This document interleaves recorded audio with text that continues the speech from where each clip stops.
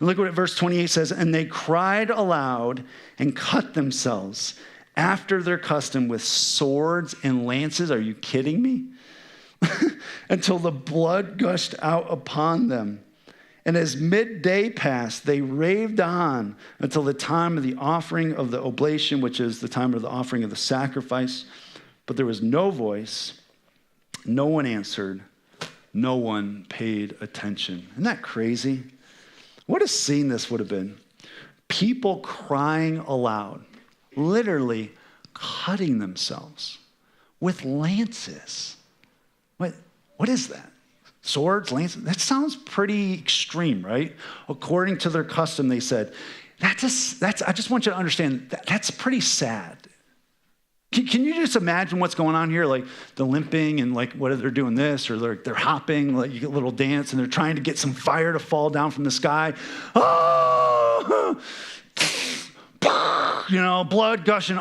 This is like a scene from like a horrible movie, like a horrifying movie, you know what I mean? And this is the scene that it's thinking about. But don't you think that it's a pretty accurate picture of today's world?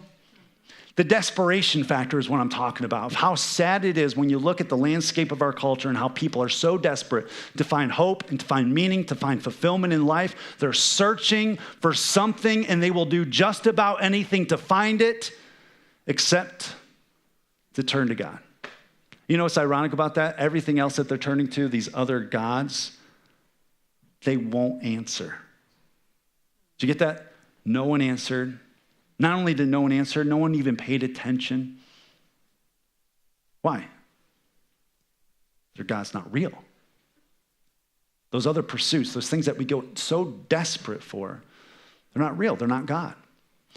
So the question that I thought of is, then why don't we pursue these other things? Now, we might not pursue Baal, hoping no one's sacrificing their child, no matter how emotional it gets, when they're home from school. And I hope none of us are doing that. But we do pursue other things that are not of God. Why do we do that? I think it's easy. The same reason that these people pursued those gods, and the word is desperation. We get desperate. It's desperation when we don't trust in God's timing. Can you relate? Now again, they're praying, wishing, whining for rain, because it hadn't rained in years. Put yourself in their shoes and try to understand how desperate you would be when you've got no crops. You can't get your kids water. There's no rain. There's no water. How desperate would you get? They get desperate. And as a result of their desperation, there's something inside of them that said, God's not good. God can't be trusted. And God's timing is not the best. Let's take matters into our own hands. And let's worship this God of weather. Doesn't that sound ridiculous when you read certain stories in the Bible? Like, what idiots? Why would you do that? Until you start to consider, we do the exact same thing.